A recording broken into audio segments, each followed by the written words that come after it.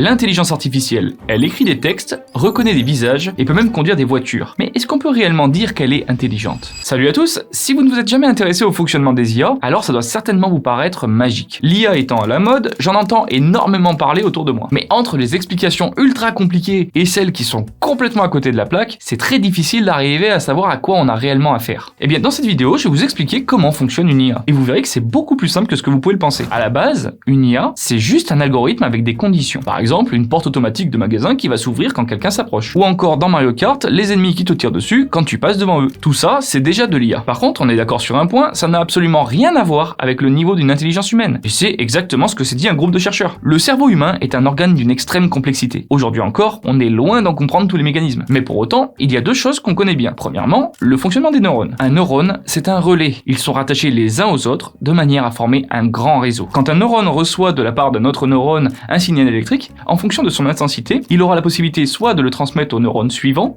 soit de l'arrêter. Et ce sont ces choix successifs tout au long de la chaîne qui vont déterminer le résultat final. Et la deuxième chose connue, c'est qu'on apprend par l'expérience. Toutes les décisions que nous prenons sont basées sur notre expérience passée. Un exemple très simple, un enfant qui découvre une bougie pour la première fois, il va essayer d'attraper la flamme et il va se brûler. Mais la fois suivante, cette mauvaise expérience lui servira à faire attention et il ne recommencera pas. C'est ce principe que des chercheurs ont essayé de reproduire en informatique en créant des neurones artificiels capables de transmettre des données entre eux et de s'ajuster avec l'expérience.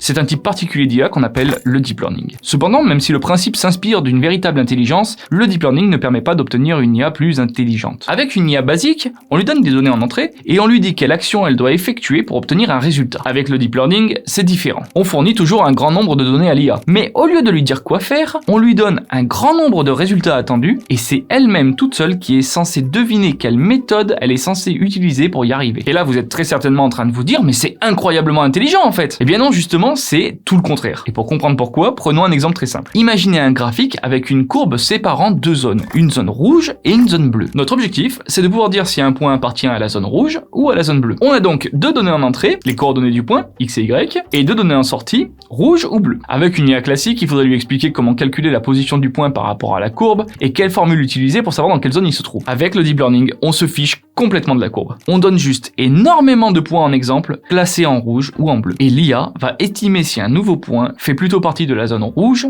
ou de la zone bleue. En réalité, peu importe leur domaine d'application, toutes les IA actuelles fonctionnent sur ce principe-là. C'est ça, le deep learning. Rien à voir avec la compréhension d'un problème. Il s'agit simplement de statistiques et d'estimations. Vous avez certainement remarqué qu'ici, contrairement à une méthode mathématique parfaitement définie, il est tout à fait possible de se tromper. Un point peut être classé dans la mauvaise zone simplement parce qu'on n'a pas eu assez d'exemples ou parce que c'est pas assez précis. Et c'est là qu'on voit la différence entre un algorithme et une IA. L'algorithme ne peut pas faire d'erreur. Il fait exactement ce qu'on lui a demandé de faire. Une IA fonctionne avec de l'estimation. Même avec énormément d'exemples, elle peut toujours se tromper. Bon, maintenant que vous avez compris la base, voyons concrètement comment ça fonctionne. À l'intérieur d'une IA, on trouve en réalité un réseau de neurones organisé en plusieurs couches. Première couche sert simplement à lire les données d'entrée. Ensuite, il y a une ou plusieurs couches intermédiaires où les données vont être progressivement transformées. Et enfin, la dernière couche fournit le résultat final. Chaque neurone est connecté à tous les neurones de la couche suivante. Si on reprend l'exemple des zones rouges et bleues, on a deux données en entrée, les coordonnées du point. Il faut donc deux neurones sur la première couche. Et comme on a deux résultats possibles, rouge ou bleu, on a également deux neurones sur la couche de sortie. Pour ce qui est du nombre de couches et de neurones entre les deux, il n'y a pas vraiment de formule magique. Là, ça va dépendre du problème à résoudre. Il faut simplement tester différentes configurations et garder celle qui marche le mieux. Et comme pour les vrais neurones, les neurones artificiels vont faire transiter les données d'une couche à l'autre en les modifiant au passage. Chaque connexion entre deux neurones possède ce qu'on appelle un poids. C'est un nombre qui va servir à modifier la donnée par multiplication. Si le poids est élevé, la valeur transmise va être augmentée. Et s'il est faible, elle va diminuer. Chaque neurone combine toutes les valeurs qu'il reçoit et il envoie le résultat au prochain. Une fois sur la couche de sortie, chaque neurone obtient ce qu'on appelle un score et comme dans n'importe quel jeu, le meilleur gagne. Dans notre cas, si le neurone bleu obtient un meilleur score que le neurone rouge, alors on estime que le point qu'on a fourni en entrée fait partie de la zone bleue. Mais du coup, c'est bon? L'IA est opérationnelle? Bien sûr que non. Actuellement, elle a tout ce qu'il faut pour produire des résultats. Mais rappelez-vous, il faut encore qu'elle expérimente. Parce qu'en l'état actuel, elle ne connaît rien. Alors comment on fait pour entraîner une IA? Comment est-ce qu'elle fait pour retenir des choses? Et bien là encore, ce qui peut paraître extrêmement complexe est en réalité d'une simplicité déconcertante. Et bien d'abord, il faut une très grande quantité de données. Plus l'IA aura d'exemples, plus elle pourra faire des estimations précises. Dans notre cas, on prend énormément de points classés par zone. On présente un premier exemple à l'IA et on regarde quel résultat elle nous donne. Au début, s'il est correct, ce n'est que par chance. Mais s'il est faux, ça veut simplement dire qu'il y a une erreur quelque part sur les poids du réseau. L'IA va alors calculer l'écart entre le résultat attendu et le résultat obtenu. Elle va ensuite légèrement ajuster tous les poids qui ont influencé cette décision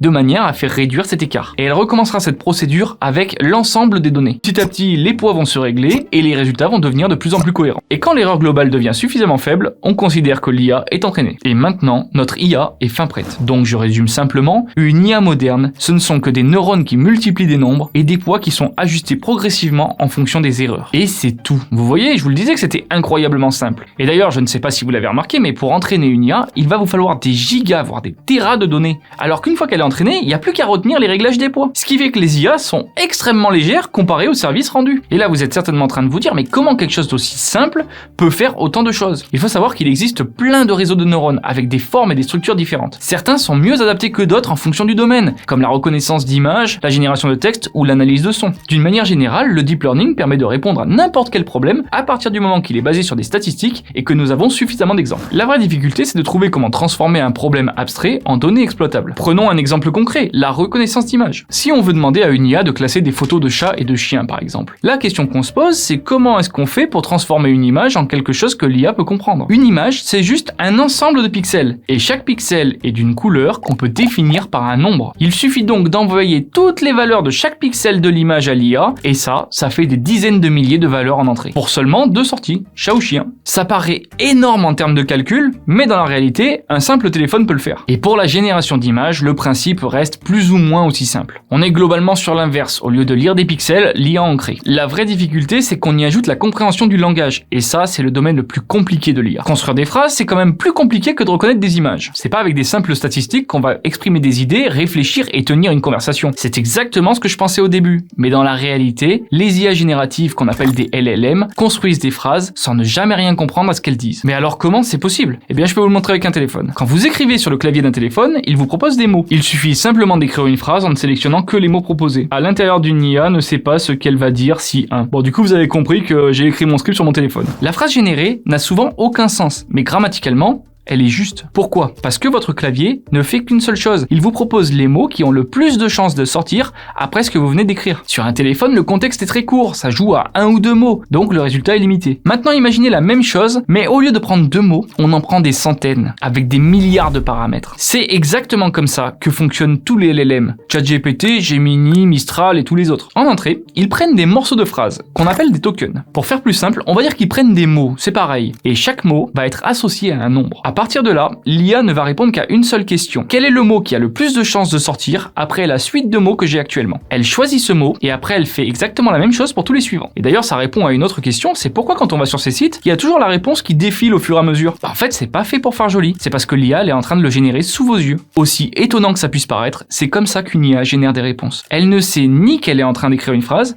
ni ce qu'elle est en train de raconter. Évidemment, prendre autant de paramètres, ça demande énormément de puissance. C'est pour ça que ces modèles tournent uniquement sur des gros serveurs, consomment énormément d'énergie et coûtent très cher. Plus on parle à une IA, plus elle génère de texte et plus ça coûte cher pour la personne qui l'héberge. Et moi je trouve ça trop drôle parce que les personnes qui sont contre l'IA et qui les boycottent, en fait ils leur rendent service. En fait, ils devraient faire tout l'inverse, c'est-à-dire les utiliser tout le temps. Même OpenAI a expliqué que le simple fait d'être poli avec ChatGPT et lui dire bonjour, s'il te plaît ou merci, ça leur fait perdre des millions. Voilà, j'espère que maintenant vous avez mieux compris comment fonctionnent les IA modernes. Du coup maintenant, il est temps de répondre à la question du début, est-ce qu'une IA est vraiment intelligente? Grâce au deep learning, on a réussi à s'inspirer du fonctionnement de nos neurones et à simuler une forme d'apprentissage avec des ressources limitées. Mais malgré tout, nous sommes encore très loin du niveau de l'intelligence humaine. Un enfant n'a pas besoin de reproduire des dizaines de fois la même chose pour comprendre que le feu brûle. Et heureusement. En fait, à chaque fois qu'on me pose cette question, est-ce que l'intelligence artificielle est intelligente? Je réponds toujours la même chose. J'en sais rien. Parce qu'en réalité, avant de se poser cette question, il faut répondre à une autre question. Qu'est-ce que l'intelligence? Qu'est-ce qui fait que quelque chose est intelligent ou non? Quand un chien ramène un bâton, on dit que c'est un chien intelligent. On affirme que nous sommes intelligents. Mais qu'est-ce qui nous le prouve finalement? Comment être sûr que les décisions que nous prenons ne sont pas simplement des mécanismes complexes